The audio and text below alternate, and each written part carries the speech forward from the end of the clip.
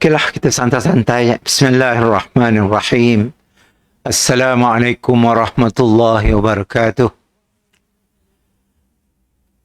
Innal hamdalillah nahmaduhu wa nasta'inuhu wa nastaghfiruhu wa nastahdih wa na'udzu billahi min shururi anfusina wa min sayyiati a'malina. May yahdihillahu fala mudhillalah wa may yudlil fala hadiyalah. Asyhadu an la ilaha illallah wahdahu la syarikalah wa asyhadu anna Muhammadan abduhu wa rasuluh. Allahumma salli wa sallim wa barik ala Muhammad wa ala alihi wa sahbihi ajma'in. Amma ba'd. Tajuk kita hari itu babu birril walidil musyriki. Bab pada menyatakan berbakti atau berbuat baik kepada ibu bapa yang musyrik. Seperti musyrik, penyembah berhala. Okey. Penyembah berhala dipanggil musyrik. Macam sidak Hindu, sidak Buddha, dipanggil musyrik. Sidak Kristian dipanggil Nasrani. Baik. Musyrik ya khusus orang kafir yang menyembah berhala. Baik. Hadis tu marfu'. Haddatsana Muhammad ibnu Yusuf. Qala haddatsana Israil. Qala haddatsana Simak an Mus'ab ibn Sa'd an Abi Sa'd ibn Abi Waqqas radhiyallahu anhum qala nazalat fiyya arba'u ayatin min kitabillahi ta'ala kanat ummi halafat alla ta'kula wa la tashraba hatta ufarika Muhammadan sallallahu alaihi wasallam. فأنزل الله عز وجل وإن جاهداك على أن تشرك بما ليس لك به علم فلا تطعهما وصاحبهما في الدنيا معروفا. والثانية أني كنت أخذت سيفا أعجبني فقلت يا رسول الله هب لي هذا فنزلت يسألونك عن الأنفال. والثالثة أني مرضت فأتاني رسول الله صلى الله عليه وسلم فقلت يا رسول الله إني أريد أن أقسم مالي أفأوصي بالنصف فقال لا فقلت الثلث فسكت فكان الثلث بعده جائزا. والرابعة إني شربت الخمر مع قوم من الأنصار فضرب رجل منهم أنفي بلحي جمل فأتيت النبي صلى الله عليه وسلم فأنزل الله تحريم الخمر. Ada banyak perkara dalam tu lah. Bukan tentang ibu bapa yang musyrik tak je. Daripada Mus'ab ibn Mas'ud, daripada bapaknya Sa'ad ibn Abi Waqqas, beliau telah berkata, telah turun kepadaku ditujukan kepada 4 ayat daripada kitab Allah Ta'ala. Pertama adalah ibuku telah bersumpah bahawa dia tidak mahu makan kerana anaknya masuk Islam. Maknya madah aku akan makan. Mogok makan maknya. Kerana anak masuk Islam. Ibuku telah bersumpah bahawa dia tidak mahu makan dan minum sehingga aku memisahkan diri daripada Rasulullah. Artinya murtadlah. Maka Allah Ta'ala menurunkan ayat wa in jahadaka ala an tusyrika bima laysa laka bihi ilmun fala tuti'huma wa sahibhuma fid dunya ma'rufa. Jika itu ayat Quran lah. Dan jika mereka berdua mendesakmu, memaksalah, supaya engkau mempersekutukan denganku, dengan Allah, suatu yang engkau dengan fikiran sehatmu tidak mengetahui, sungguh adanya, maka janganlah engkau taat kepada mak bapak yang macamnya. Dan bergaullah dengan mereka di dunia dengan cara yang baik. Ya satu. Yang adu dengan Nabi. Mak aku si mau makan. Selagi aku si murtad balik. Nabi kata si boleh ditaat. Tapi tetap berbuat baik kepada ibu-ibu tadi semasa hidup di dunia. Okay. Yang kedua, sungguhnya aku pernah mengambil pedang yang menakjubkan aku. Lalu aku telah berkata, wahai Rasulullah, berikanlah aku pedang ini. Maka turun ayat, yas'alunaka 'anil anfal, surah Anfal. Mereka bertanya kepadamu, wahai Muhammad, tentang harta rampasan perang. Jadi senjata tadi, pedang adalah hasil daripada rampasan masa peperangan antara orang Islam dengan orang bukan Islam. Jadi seorang sahabat tu jadi berkenannya nangga pedang. Kepada Rasulullah, beri aku ya. Ni boleh ambil sebarangan. Ya kan harta rampasan perang perlu diagih-agih dengan para pejuang-pejuang yang ikut berjuang dalam menegakkan agama. Ketiga, sungguhnya aku telah sakit, maka Rasulullah telah mengunjungiku. Lalu aku berkata, wahai Rasulullah, sungguhnya aku hendak membahagikan hartaku. Apa aku boleh berwasiat untuk memberikan separuhnya? Baginda menjawab, tidak. Lalu aku berkata, sepertiganya. Lalu baginda diam. Lalu sepertiga dibolehkan setelah itu. Itu berkaitan dengan harta pesaka. Bila kita ada harta pesaka, kita mati meninggal harta pesaka, boleh diberi semua untuk sebagai wasiat. Sebagai wasiat. Kita mesti beri 1/3 sahaja. Yang lebih ya adalah untuk dipesakai oleh orang yang berhak menerima pesaka. Ada orang diwasiatnya semua harta. Tak ada tinggal lagi. Ya boleh. Haram hukumnya. Lalu dibagi-bagi yang anak-anak. Nyari hidup. Boleh. Yang mesti tinggal 1/3. Punya malah macam berdosa lah. Yang berhadapan dengan Allah di akhirat. Kerana ya hukum lah. Kerana ya hukum. Boleh. Kecuali hanya memang si mau ngikut pembahagian secara faraid.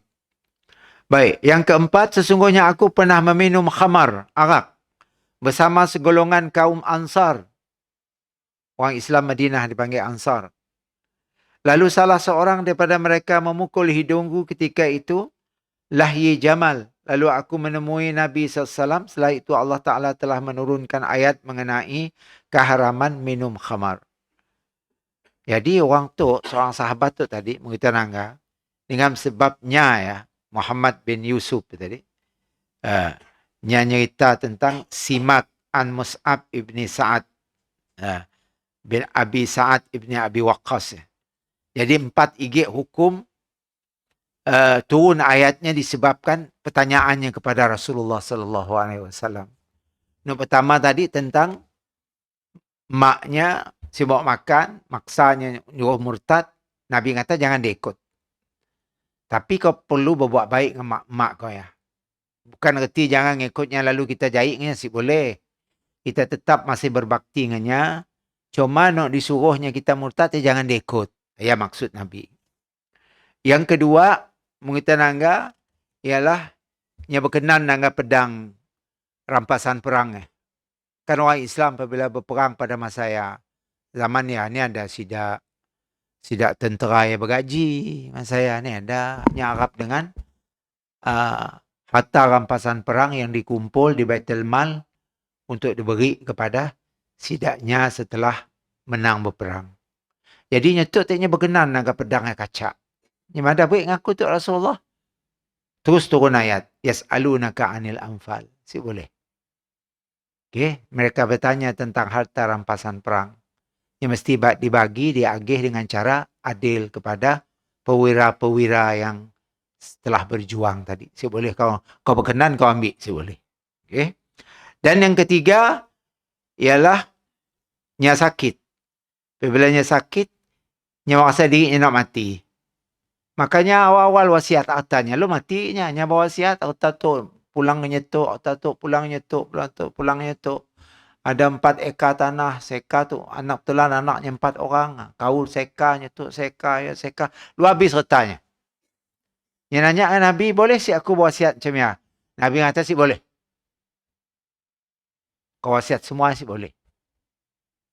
Gini mu 1/3, Nabi diam. 1/3 boleh. Okey. Orang Melayu banyak nama lah kerja tu asal saya. Nah, kotan sayang jangan anak. Nya saya dah mikir tentang hukum lagi.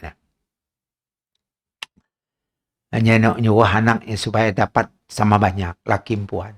Sedangkan Islam telah menentukan di faraid orang perempuan apa macam ni buat alasan kau nya perlu sikit daripada orang lelaki dapat. Kau suka kasih.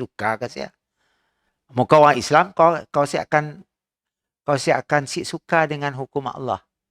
Bila kau melawan hukum Allah berarti kau suka dengan Allah.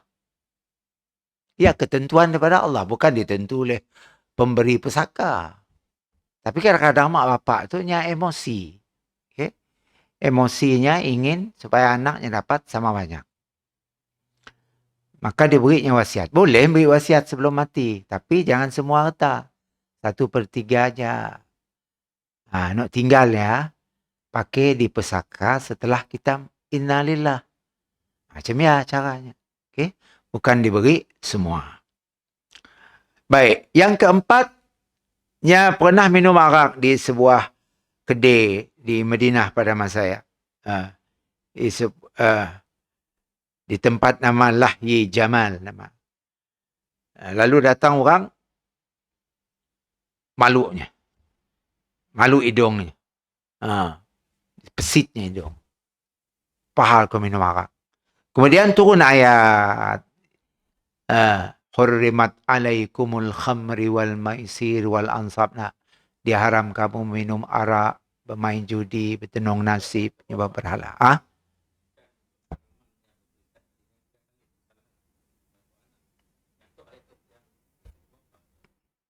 Peringkat apa maksud?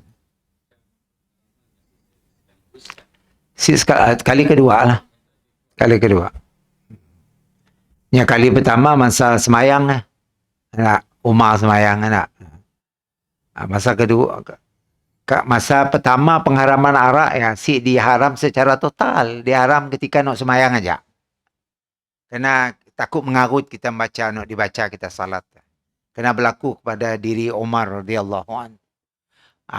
Second time ya, barulah diharam secara total. Okay? Arak boleh diminum sama ada ketika nak semayang ataupun di luar waktu semayang. Boleh. Itu kali kedua lah. Baik, kalau kita lihat hadis ini memberi makna, kita anggap hadis ini tadi pengajarannya supaya kita mentaati orang tua dalam perkara yang dibolehkan. Walaupunnya kafir. Kita boleh mentaati mak bapak kita yang bukan Islam, punya nyuruh benda nak dibolehkan. Okay? Misalnya, kau masak ayam dengan mak lo, boleh sih? Boleh. Masaklah. Kau mak ke klinik lo, boleh. Kau ngurut mak lo, boleh. Kerana benda itu benda mubah. Mubah itu artinya benda yang dibolehkan. Cuma yang dilarang ialah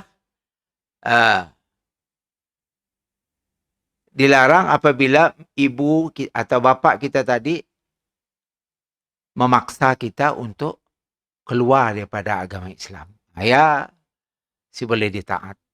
Tapi bukan berarti kita membencinya sih. Kita masih tetap duduk dengan masih melayannya dengan baik. Cuma nak sikit aja kita mau ikut. Siapa ikut mak, minta maaf. Tapi layanan kita dengannya masih tetap bagus.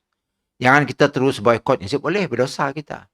Kerana Allah nyebut dalam ayat wasahibhuma fid dunya. Disebut fid dunya ma'rufa. Hendaklah kamu melayani ibu kamu itu di dunia ini ma'rufa dengan layanan yang terbaik. Bukan lalu mak maksa aku murtad, malas aku nak pergi lagi. Malas aku nak nolong lagi. Andahnya asyik boleh berdosa. Berdosa. Kemudian kita lihat keutamaan berbuat baik kepada orang tua yang musyrik walaupunnya kafir. Kita dapat pahala melakukan kebaikan untuknya. Asalkan benda syirik kita ikut atau benda haram. Kemudian yang ketiga, keutamaan umat Nabi Muhammad atas umat lainnya kerana ghanimah. Ghanimah itu ialah harta rampasan perang. Dihalalkan bagi umat ini dan diharapkan bagi umat yang lainnya. Ya, keistimewaan umat Nabi Muhammad lah. Dan keempat, anjuran agar mengunjungi orang sakit. Nabi kan pergi melawat orang sahabat yang sakit. Lalu madah, aku nak mewasiatkan harta aku ya Rasulullah. Berarti Rasulullah ada siap. Artinya Rasulullah melawatnya sakit. Kita kadang-kadang susah nak melawat orang sakit. Dengan prosedurnya macam-macam lah. Di hospital lah. Waktu lawatannya si ngam. Waktunya buka, kita masih kerja. Siapa datang. Okay. Banyak. Ada yang si ada masa untuk melawat disebabkan waktu lawatannya begitu ketat sekali. Jadi bukan salah orang nak melawat lah. Salah hospital lah. Terlalu gila ketat. Tapi punya nak buka terus. Kena akan mengganggu pesakit ya. Tapi saya nak di urologi tempat saya tu. Ya Allah. Orang. Kali pun kita nak ngaji nak ngitung orang masuk. Dan kali ada. Beratus masuk sehari. Masuk keluar. Macam-macam. Ada nak kiak kaung. Ada nak nyorong nak ke ngambil barang ke sesah. Tup. Nak bunyi apa. Ya Allah. Dan nak ambil murah tu. Mau aja lah siap. Berbanding kita nak pergi ke rumah ke KPJ beribu-ribu bayar. Siap nak bayar 70 nak bayar. 70 ringgit nak bayar. Tapi ya canggih. Nyempur alatnya canggih. Nomah pun makin nak siap. Hospital nak swasta ya. Guna dannya si ada alat macam nak di hospital besar. Hebat, cantik. Canggih. Okay? Doktor-doktornya sama juga. Tapi mentaliti masyarakat lah. Apabila bayar mahal, yang rasa nyaman. Wah, ada duit nak. Ya. Padahal benda ya lebih kurang aja. Cuma nunggu itu lah. Nunggu giliran yang lama. Baik. Kemudian kita dianjur untuk mengunjungi orang sakit. Okay, besar pahala. Jangan kita agak orang sakit. Macam tu laki mek dulu 2 hari ke lu mati. Ya ada seorang manusia pelajar itu juga. Yang melawat kita kelakar punya. Ada apa itu? Saya tu dah nak nyaman dah rasa sikit yang namanya. Iyalah laki kami dulu yang adanya nyaman. Tapi kayak cik nyaman lagi lu mati.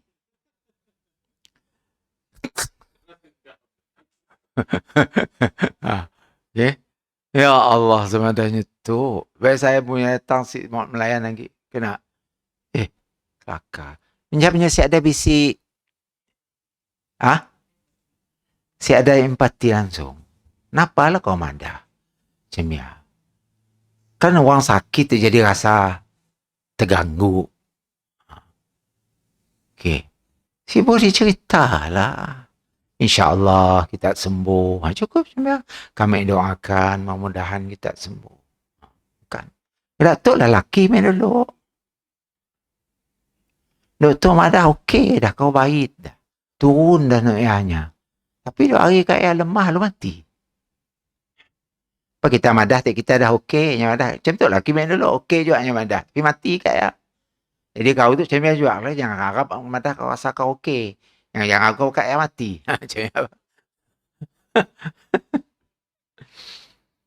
Baik. Kemudian kita lihat lagi 5 sikap tawaduk, merendah diri Nabi SAW kerana beliau sangat memperhatikan orang yang sakit dengan menjenguknya. Kita kata Nabi kan taraf tinggi. Kenapa ya mengabas tidak ya? Tak sibuh ya dia abas. Kau Nabi, Rasul. Macam kita nangga ada YB, ada menteri ni, adanya semudah ya nak melawat orang biasa sakit. Kecuali nak keluarganya. Dengan pengiringnya, dengan apa. Tapi Nabi sih. Ia menunjuk betapa tawaduknya, merendah dirinya. Rasulullah SAW yang sik kira siapa. Senyenengah ada orang sakit, dia pergi melawat. Okay? Itu sifat tawaduk Rasulullah SAW. Yang keenam, tidak diperkenankan wasiat untuk berimpak melebih sepertiga harta. Boleh kita wasiat lebih daripada 1/3 daripada harta kita. Dan yang ketujuh, khamar atau arak hukumnya haram dan mengandungi berbagai kerosakan yang besar. Jadi ada 4 ayat turun dalam peristiwa hadis yang kita baca ya tadi. Baik. Kemudian kita nak hadis ke-25 ni ya. Haddatsana Al-Humaydi qala haddatsana Ibnu Uyainah qala haddatsana Hisham ibnu Urwah qala akhbarani abi qala akhbaratni Asma bintu Abi Bakr qalat atatni ummi raghibatan fi ahdi Nabi sallallahu alaihi wasallam fasa'altu an-nabiyya sallallahu alaihi wasallam asiluha qala na'am qala Ibnu Uyainah fa anzalallahu fiha la yanhaakumullahu 'anil ladzina lam yuqatilukum fid din. Masih tentang benda tadi. Daripada Asma binti Abu Bakar, kakak Aisyah bini Nabi, beliau berkata, telah datang kepada aku ibuku dalam keadaan rindu kepadaku. Kerana mak Aisyah saya masih belum Islam. Pada zaman Rasulullah. Lalu aku bertanya akan Nabi, maknya datang, rindu nak nangganya. Asma tu kan dah Islam. Jadi maknya datang. Dia nanya, apakah aku boleh menghubungkan silaturahim dengan makku ya Rasulullah? Kerana kan masih kafir. Apa jawab Nabi? Baginda menjawab, ya boleh. Berkata Ibnu Uyainah, lalu Allah Ta'ala menurunkan padanya ayat, la yanhaakumullah 'anil ladzina lam yuqatilukum fid din. Allah tidak melarang kamu daripada berbuat baik dan berlaku adil kepada orang-orang yang tidak memerangi kamu kerana agama kamu. Boleh.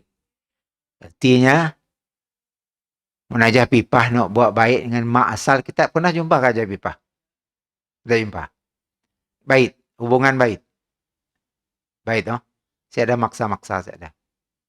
Saya ada. Baguslah. Jadi kita wajib berbuat baik dengan ayah. Si, maunya masih hidup lah. Wajib kita berbuat baik. Dengan adik-beradiknya masih ada adik-beradik. Saya ada adik semua. Okey. Mudahlah, mudah saya ada lagi. Saya ada perlu lagi. Punya masih ada, kita perlu buat baik juga. Dengan mak bapaknya, dengan adik-beradiknya, anak buahnya. Ya kan silaturahim. Kerana Nabi tadi, madah boleh. Asma nanya, bolehkah aku menghubung silaturahim kepada ibuku yang musyrik tadi? Nabi kata boleh. Silakan. Okey. Dibolehkan. Kemudian hadis yang ke-26, hadis marfu', haddatsana Musa qala haddatsana Abdul Aziz ibni Muslim an Abdullah ibni Dinar qala sami'tu Ibnu Umar yaqul ra'a Umar radhiyallahu anhu hullatan siara'a tuba' faqala ya Rasulullah ibta' hazihi fa'albasha yawm al-jum'ah wa idza ja'aka al-wufud qala innama yalbasu hazihi man la khalaqa lahu فأتي النبي صلى الله عليه وسلم منها بحلل فأرسل إلى عمر بحلة فقال كيف ألبسها وقد قلت فيها ما قلت قال إني لم أعطيكها لتلبسها ولكن تبعها أو تكسوها فأرسل بها عمر إلى أخ له من أهل مكة قبل أن يسلم. Masya Allah. Daripada Ibnu Umar, beliau berkata Umar Khattab telah melihat kain yang bercampur dengan sutra di kedai lah. Lalu dia berkata, wahai Rasulullah, belilah kain tu Rasulullah. Kacak kain tu, ada sutra. Yang ini dan pakailah pada hari Jumaat. Masa kau nak pergi sembahyang Jumaat, kau pakailah tu. Katanya anak Rasulullah. Atau ketika utusan-utusan daripada luar negara nak berjumpa, kau pakai baju tu. Baju nak ada sutra tu. Rasulullah menjawab, sungguhnya yang memakai baju ini, orang yang tiada habuan baginya di syurga.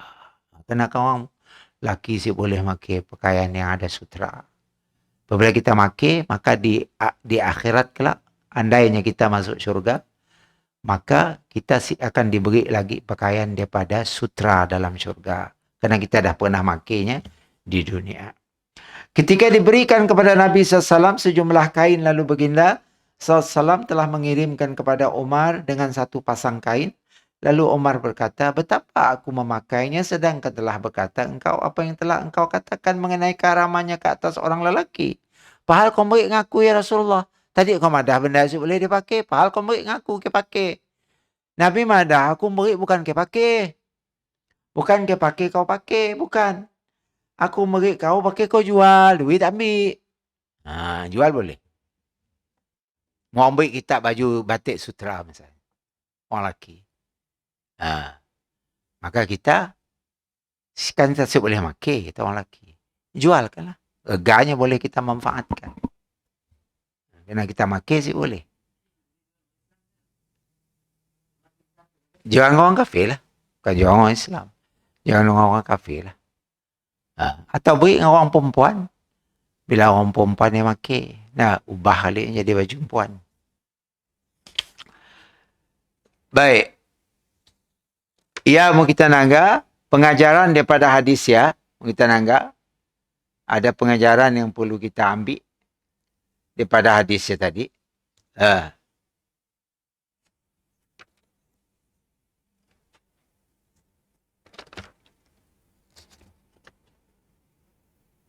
Dibolehkan melakukan transaksi jual beli di sekitar pintu masjid. Nah, karena mas saya tadi tidak hanya berjual di luar masjid, bah. Dalam masjid sih boleh, di luar masjid. Karena di Madinah, di Mekah, kita nangga, orang-orang berjual, kita keluar ya, kami nak stompok dijual. Dibolehkan berjual beli di pintu masjid, asalkan jangan dalam masjid. Diharamkan sutra bagi laki-laki dan dibolehkan bagi wanita, dibolehkan menghadiahkannya kepada seorang dan menjualnya. Hadiah boleh. Kita hadiah dengan kawan kita nak bukan Muslim misalnya. Boleh. Atau kita jual dengannya. Duit kita boleh ambil. Kita cuma sih boleh makai. Manfaatnya boleh. Duit daripada dia boleh. Atau kita ada sakit kulit. Kan ada jenis sakit kulit yang dapat ubatnya ialah kain sutra. Dipakaikan di badan kita. Untuk perubatan macam dibolehkan. Bukan untuk kita makai biasa. Tapi untuk perubatan boleh. Baik. Kemudian dibolehkan menghadiahkan pakaian sutra kepada laki-laki kerana ia belum tentu memakainya. Boleh aja. Baik dengan sama Islam. Belum tentunya makai. Okay, itu sutra. Mungkin yang jual juga kelak. Kena Nabi tadi kan. Nabi semua makai. Tapi diberi dengan Umar. Umar Islam je nak. Umar Islam. Ya, Umar jadi heran. Ya Rasulullah, kau madah haram tak? Padahal kau beri dengan aku ni, aku nak makai. Aku beri bukan kesuruh kau pakai. Kau beri ke kejual supaya kau dapat manfaat duitnya. Makanya pun menjualkannya. Kemudian dibolehkan memberi hadiah kepada orang musyrik berupa pakaian dan selainnya. Boleh. Kita saling memberi hadiah kepada orang bukan Islam, boleh.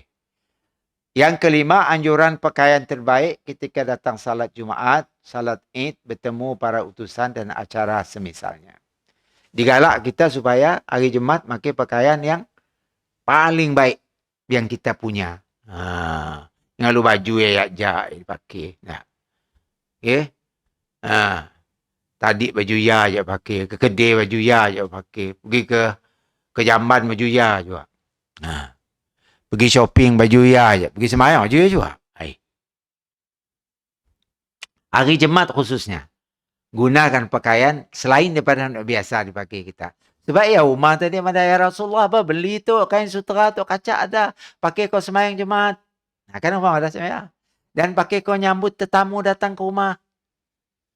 Kita tetamu datang ke rumah, kita tengah pakai kain plekat aja. Tawangan sama pakai luar pendek. Di rumah kan. Pakai t-shirt baju apik aja. Pap ada kawan kita datang. Apakah kita keluar melayan macam ya? Jangan. Kemaskan diri, pakai bagus. Takut jadi fitnah. Jadi fitnah. Kerana orang yang datang mengangkat kita bukan semua hatinya bagus. Kadang-kadang yang datang nak nangga reaksi kita, nangga badan kita, nangga cara kita, pakaian dan sebagainya. Kita pakai pakaian yang, sebab ya Umar sarankan tadi. Bila nangga baju sutra ya Rasulullah coba beli tu. Pakai kau sembahyang Jumaat. Dan pakai kau melayan tetamu yang datang.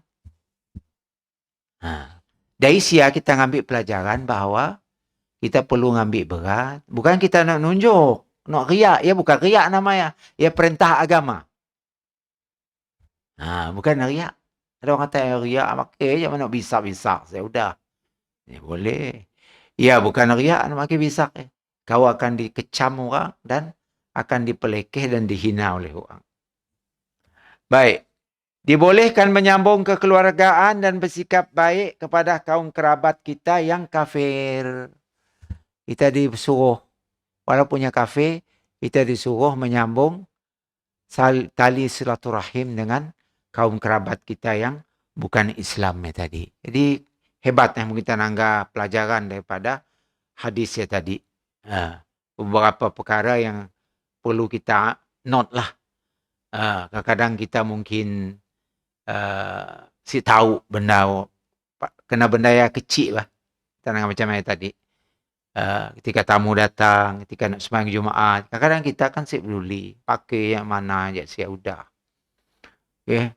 Misalnya ada nutup aurat je sia. Tenangga orang pergi sembahyang Jumaat. Kadang-kadang pakai t-shirt, kadangnya sembahyang nampak tungkinnya. Biar remaja tangga saya pakai seluar nak ketat getah. Sembahyang tunggang tunggi depan.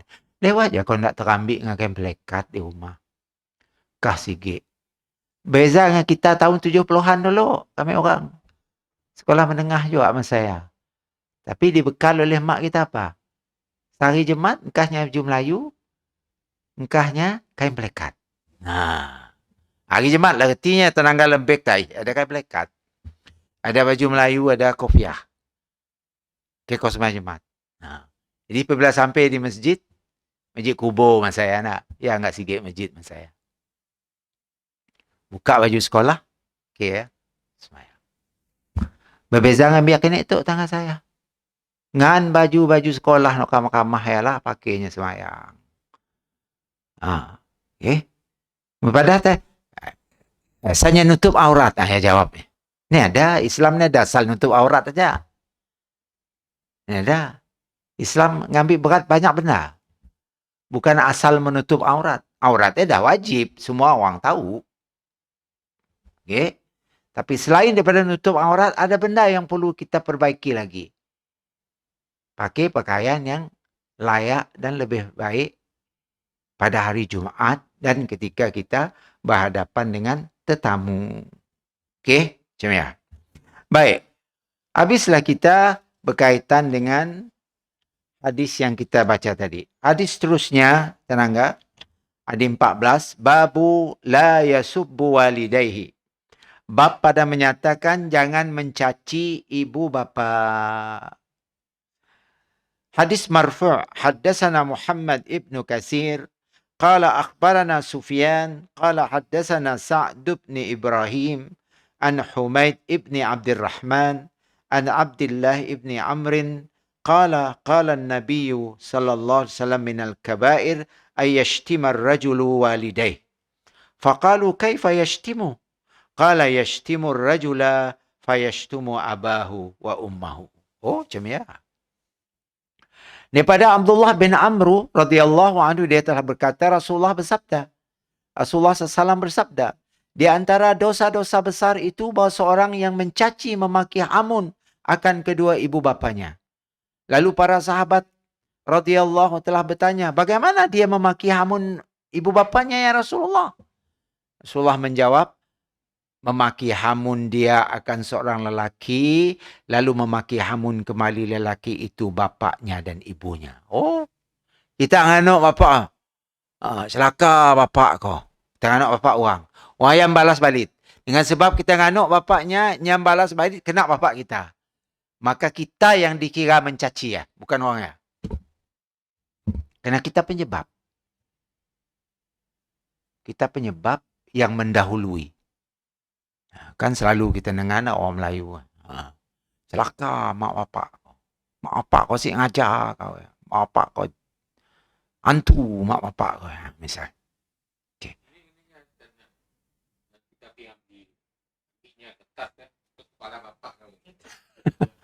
Sama aja lah. Kainnya pun ambil kepala bapak tinjak. Kira kan balasan balik ya. Termasuk ya ajaran sih bagus kadang-kadang cerita Piramli ya. Bukannya semua bagus nak kita Piramli ya. Okay? Banyak nak benda-benda yang bertentangan dengan etika. Tapi orang suka nak enggak. Macam cerita Madu Tiga sebagainya. Okey. Tenang ke? Ah, sudah dia berhenti. Kenapa minat kami? Ranking yang tinggi apabila naik di pasang bah. Seluruh Malaysia nangga. Brunei nangga, Singapura nangga, Thailand nangga. Ranking. Sebab ya TV yang malah masang cerita-cerita ya. Ranking yang tinggi. Jadi, kita nangga, bukan kita mencaci secara langsung mak bapak kita ya bukan. Disebab kita nganuk mak bapak orang yang balas nganuk mak bapak kita, maka yang dianggap menghamun mencaci mak bapak ialah kita. Walaupun bukan kita yang butek. Kita yang mendahului nganuk mak bapak orang lain, orang yang balas seolah-olah ia daripada mulut kita. Ia kata Rasulullah SAW. Apa kata Nabi tadi? Memaki hamun dia akan seorang lelaki, lalu memaki hamun kembali lelaki itu bapa dan ibunya. Ya. Kemudian kita lihat hadis seterusnya, di bawah hadis 28, hadis itu mauquf. Haddatsana Muhammad ibnu Salam, qala akhbarana Makhladun, qala akhbarana Ibnu Juraij. قال سمعت محمد ابن الحارث ابن سفيان يزعم أن عروة ابن عياض أخبره أنه سمع عبد الله بن عمرو ابن العاص يقول من الكبائر عند الله تعالى أن يستسب الرجل لوالده. Daripada Abdullah bin Amr bin Al-As, beliau berkata, di antara dosa besar di sisi Allah Ta'ala bahawa seorang lelaki yang menyebabkan orang lain mencaci kepada kedua ibu bapanya. Yakni kerana dia mencaci ibu bapa orang itu terlebih dahulu. Hadis itu lebih terang. Tenanglah, lebih terang. Berarti kita yang memulai. Apa kandungan pelajaran yang kita dapat ambil daripada hadis itu? Ialah haramnya mencerca kedua orang tua. Walaupun mundayak dia belum kita apalagi lah. Kita nganuk mak bapak kita. Nyumpah ya. Siapa dimungkiran ya memang dosa besar. Okey. Tapi dianggap kita mencaci juga apabila kita mencaci mak bapak orang lain, orang yang nganuk balik mak bapak kita. Maka kita yang dianggap mencaci mak bapak. Kerana kita yang mendahului mencaci mak bapak orang lain. Apalagi lah dengan cara direct. Nyumpah mak bapaknya pun. Allah. Ada kita dengar. Anak berani nyumpah mak bapak. Allahu Akbar. Yang kedua, salah satu bentuk kedurhakaan kepada orang tua adalah menyebabkan mereka menjadi objek cemohan dan hinaan orang lain. Ianya. Derhaka. Orang kan nganuk. Orang yang durhaka kepada mak bapak ya, saya ada orang suka perangai. Semua orang suka. Yang akan dicemoh, akan dicaci maki oleh orang disebabkan orang yang derhaka kepada ibu bapa tadi. Orang yang menjadi penyebab satu perbuatan adalah seperti pelaku perbuatan itu, baik atau buruk. Nya penyebab tadi, orang yang nganuk mak bapaknya. Maka nya berdosa. Orang penyebab ya berdosa. Macam kita beri benda, katalah tu arak. Minum kau saya, aku semua minum. Kita si minum. Ambil kau minum. Macam ni. Dosa si kita. Kita nyuruh orang yang minum dan orang yang pun lalu minum, nonton. Kita dapat si dosa? Dapat dosa. Walaupun kita si minum. Kita jual di kedai arak misalnya. Kita nangga di Labuan, kita nangga siakan free tax nak. Arak. Kedai arak kan banyak di Labuan. Sedangkan biar perempuan bertudung. Berjual dalam. Saya nanya banyak. Kawan ni, kang? Islam ke? Aweh yang mana Islam? Ni kenapa ni berjual arak ni? Aku bukan minum, yang aku berjual dengannya. Oh, Labuan kan kelakar je. Aku berjual dengannya, bukan aku minum. Jadi pikirannya mikir, nya berjual aja si hal. Padahal nya berjual walaupun nya si minum, hukumnya sama dengan orang minum. Berdasar kepada hadis tu tadi. Nya siap dengan anak mak bapaknya, tapi yang anak mak bapak orang yang anak balik mak bapaknya, maka yang dikira anak adalah nya, dengannya penyebab. Okey? Nya adalah penyebab. Bahaya. Ya. Maka kita jangan dijadikan penyebab kepada orang melakukan dosa. Benda bid'ah misalnya.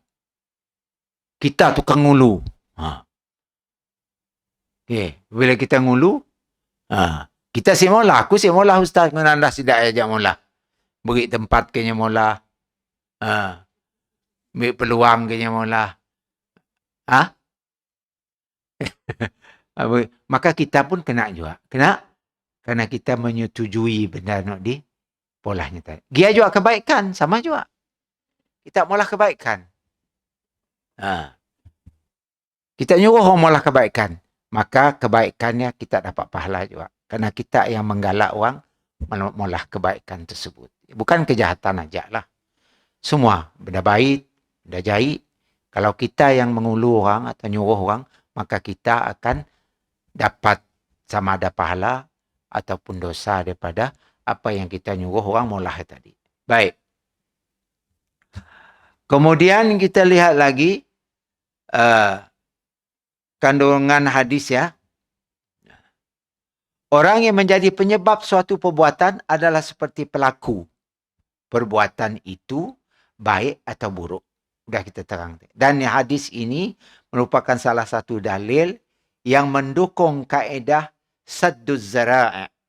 Oleh kerana itu, hukum suatu yang dapat mengantarkan seorang untuk melakukan perbuatan haram adalah haram meskipun hal tersebut tidak dimaksudkan demikian. Walaupun kita nisi bertujuan jemiah. Sebenarnya kita jual barang-barang no haram. Kita jual barang-barang baju-baju orang perempuan no seksi-seksi. Macam ni. Kita ada butik. Kita jual baju-baju no seksi no dedah aurat. Orang beli. Nyamake. Macam ni. Kita kena sih. Mengikut tak tadi kena. Jadi dipanggil sadduz zara'i dalam hukum agama kita. Menutup penyebab yang boleh membawa kepada dosa, iaitu sadduz zara'i. Mendapat kita jangan. Kita bisnes benda-benda yang nisi kemungkinan-kemungkinan boleh membawa kepada dosa. Kita jual lagu-lagu misalnya. Kaset, kita jual CD, lagu, CD, filem, Hindustan, CD. Macam dulu tahun 70-an, 80-an. No VHS, saya ingat masa saya anak. Dis. Kemainnya masa saya. Boleh disewa, boleh dibeli. Kadang-kadang bertimbun je di rumah. Timbun. Masa ni kan besar. Besar tu kali ada. Nak, lebih kurang. Tebal lah. RM10. Cerita macam-macam saya. Sebulan puasa nyewa. Bukan nak sembahyang tarawih bulan puasa ya. Nyewa filem. Kewe jaga. Tak tahu kena zaman yang macam mana. Zaman yang macam apa? Laku nak kedai kaset masa saya. Kedai cartridge yang nyebut masa saya. Cartridge nak. VHS dengan cartridge. Laku nak masa saya. Cerita. Gini. Saya kadang-kadang kaset-kaset nak dibeli saya dulu. Nak lagu-lagu. Masa lagi remaja-remaja dulu. Masih ada di rumah. Sebenarnya nak olah. Nak ditunuk. Nak di apa. Okay. Lagu dah DJ Dave dah. Lagu dah Elikate. Lagu dah Sri Pahaini. Jamal Abdillah. Lagu-lagu. Kan masa saya kan kaset ya. Mahal masa saya. Berapa harga? RM5, RM6. No original. Mau dikira balik duit ya. Banyak duit ya. Habis ya. Okay. Banyak. Apakah nak asyik ditanya di akhirat kelak? Tanya. Ayah kita takut ya. Duit kau diberi ke belanja sekolah, ke kau beli apa tu? Ke kau beli ya. Allahu Akbar.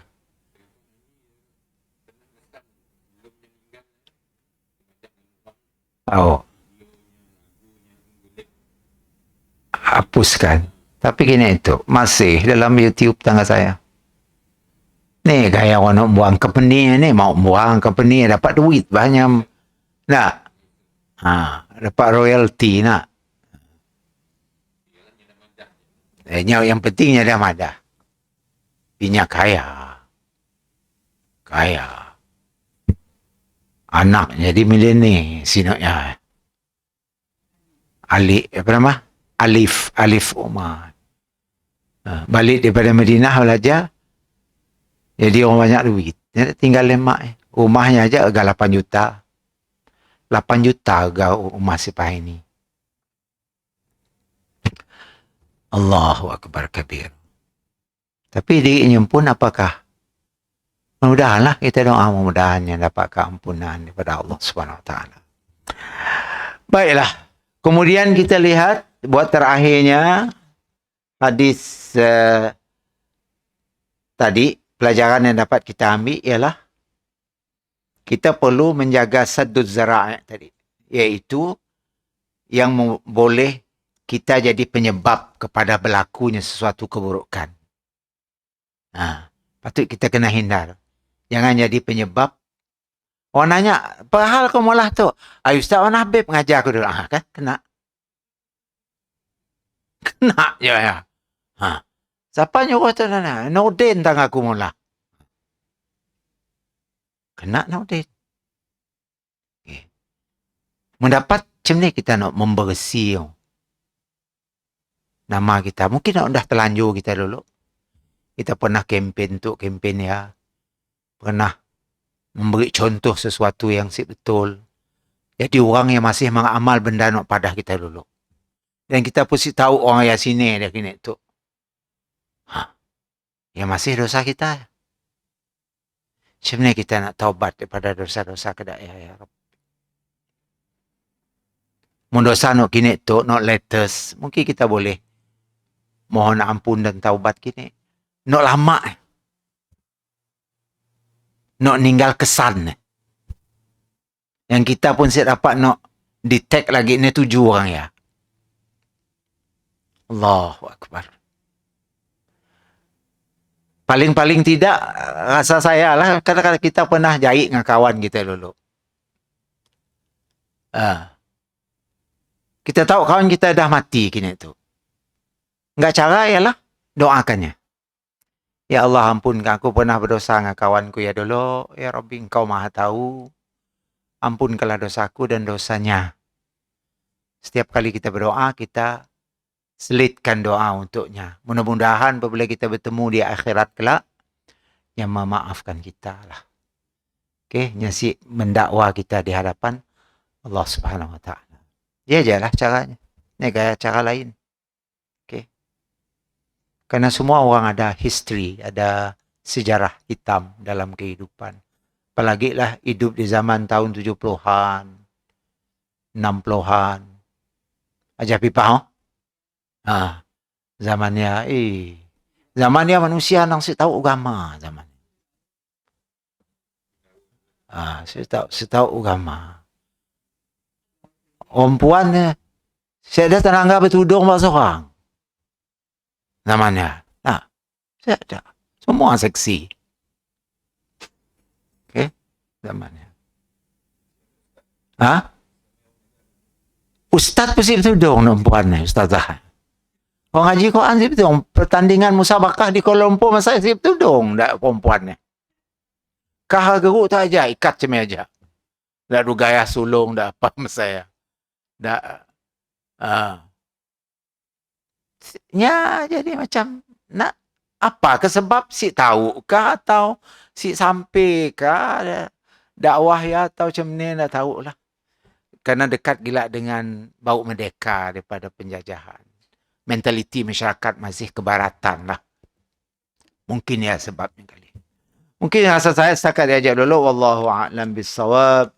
Aqulu qawli hadha wa astaghfirullah al-azim. Assalamualaikum warahmatullahi wabarakatuh.